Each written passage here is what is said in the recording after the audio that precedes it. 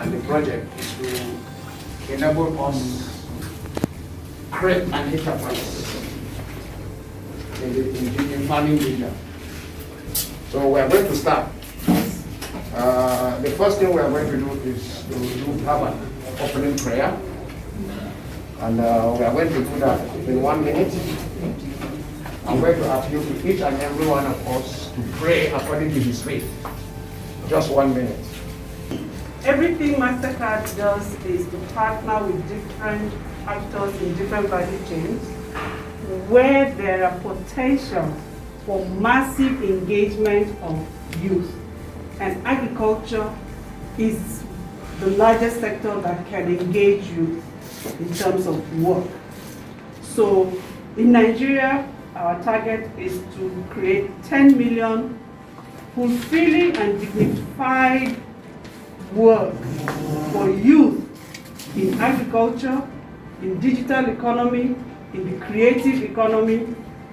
And agriculture particularly is going to account for 70% of those numbers over the next 10 years.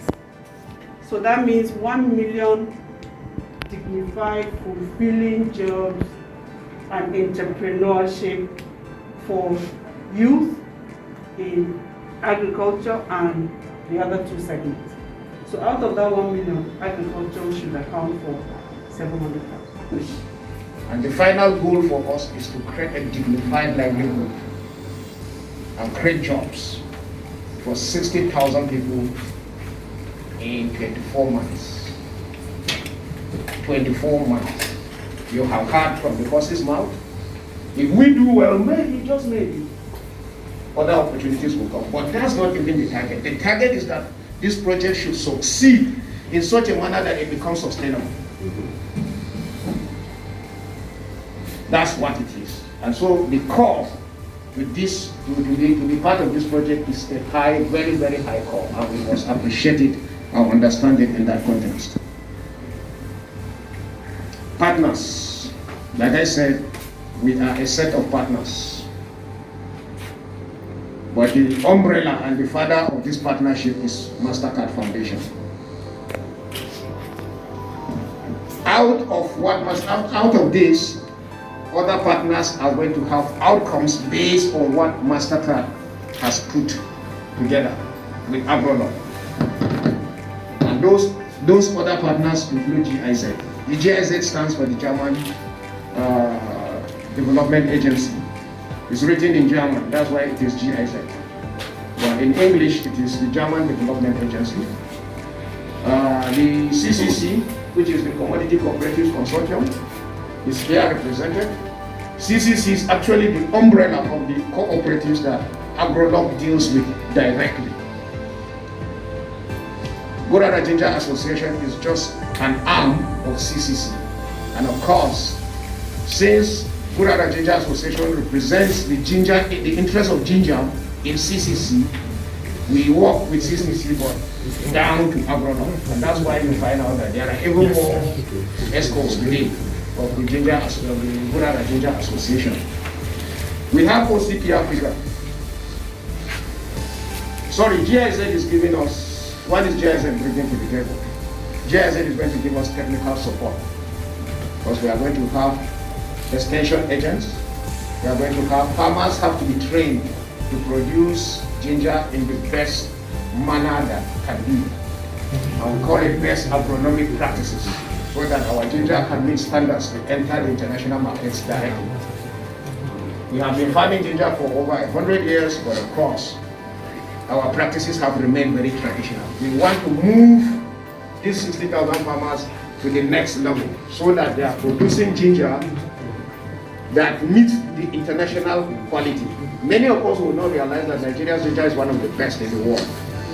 But till this moment, Nigeria does not sell ginger directly in the international market because the standard does not meet that of the international market. OCP Africa basically is an inputs company. It's the biggest phosphate fertilizer company in the world. They have their headquarters in Morocco. We have had a standing relationship with them. In fact, they too gave us a support. This year they gave us over 10 trailers of fertilizer that we sold to farmers at the discounted price of 4,500, even when the government fertilizer was going over 6,000. And everybody that was around Kashre Java, Oasis, knows that this happened and people benefited. So what we are going to do with OCP is that we are going to establish one-stop shops across the ginger belt. Right. So the idea of group dynamics is this. I will not go to the theory. We can consider ourselves a group. We are together in this room for a purpose. I bring my resources, you bring your resources. Agrolog has its own proper rules. I have my own behavior. She has her own behavior. She has her degrees. I have mine. Now it is all these characteristics that are called the resources that people bring into the group. And the interplay of these resources as you carry out the task assigned to you determines whether you win or you lose. Okay, so my first slide is just for us to look at why we monitor and measure project activities.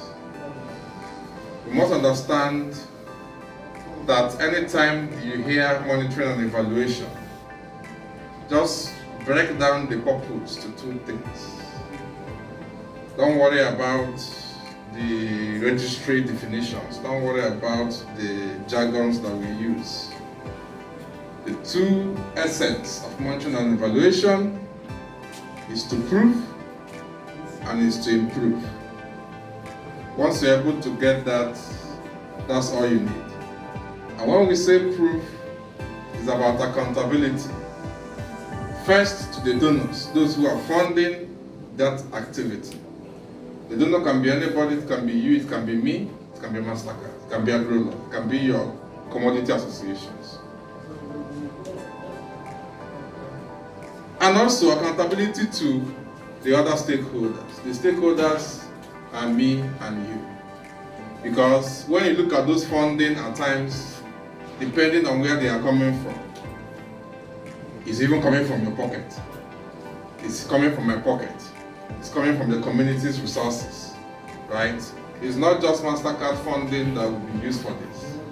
You may be surprised that even in your CCC organization, some resources will be pulled from there and added to the pool of the resources for this project. Whether it's material resources, whether it's money, whether it's time, your resources are part of the project. So the accountability is also to you. And that accountability, like if you remember what Dr. Kubu had told us, is also part of that trust building element. Right? So we must be accountable to ourselves. We must be true to ourselves. So that's the first part of why we monitor. The second part is that we have to improve the system, because monitoring and evaluation without the learning component, feeding that back into the design of the program, the strategy of the program, is a waste of time. If we go to the field to ask questions, to collect data, and we sit down, analyze the data, we find out there are things that are going wrong. Perhaps we expected by this particular month we would have finished planting, the farmers would have received their inputs, etc. And we find out that that is not going on, right? What do? We have to fall back that information into the project management to tweak, look at those reasons why those things are not working out well and tweak it. Now, monitoring and evaluation is everybody's business. So it's not until somebody that is called an M&E person goes to the field to check that you can monitor or you can evaluate.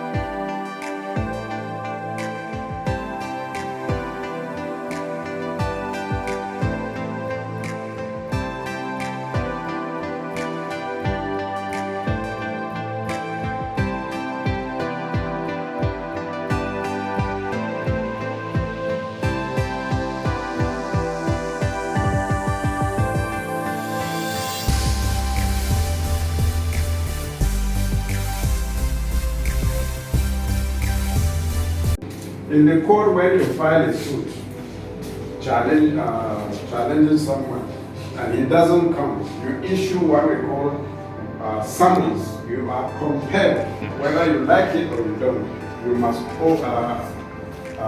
obey the order of the court. Failure to do that, you will be charged for contempt, even for no offense compared, because you did not obey constituted authority. You find a police coming to your house, say, my friend, here is someone sign, and then other things will suffer the consequence before you even start trial. And then that will be adjournment today, tomorrow, and so on and so forth. So parties are more likely to abide by the award because it is voluntary in nature of the procedure. Look at the economy, how the economy is looking, and we also look at how it has affected ginger itself, positively or negatively. Then we'll bring it down to what we plan to do, the activities we plan to do to ensure that these farmers make good profits. But I will tell you something, there's my stubborn son. I asked him, what kind of father I am? He said, you are a gentle father. So that's me as a gentle father. Can I get a plate? But you don't see him as a gentleman. So, really, don't say something. The whole breakdown of this project, I was thinking by different people. And when I'm coming to talk about the project and to lead my team into it, I became wise. A person who is listening to the voice of good experience can do something different. In 2017, when we moved to implement the ginger, Anko growers on the ginger project, on ginger in Kaduna State, we couldn't do it because there were completely no baselines. So on what basis were you going to do the Anko growers program? As important as ginger is as a crop in Kaduna State, there are no baselines. In fact, not just Kaduna State. Ginger was first exported in 1927.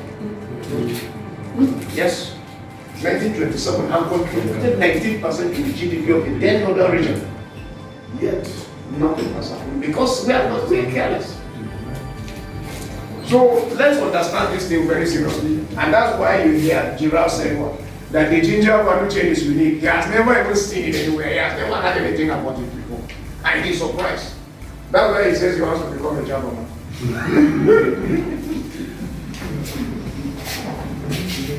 So this is it. When you talk to people outside about the values, the figures around ginger, they will just tell you that they will swear to God that it is a lie. But they will tell you if this thing was this fantastic, these people wouldn't have been sleeping by now to the extent that they will still be needing support.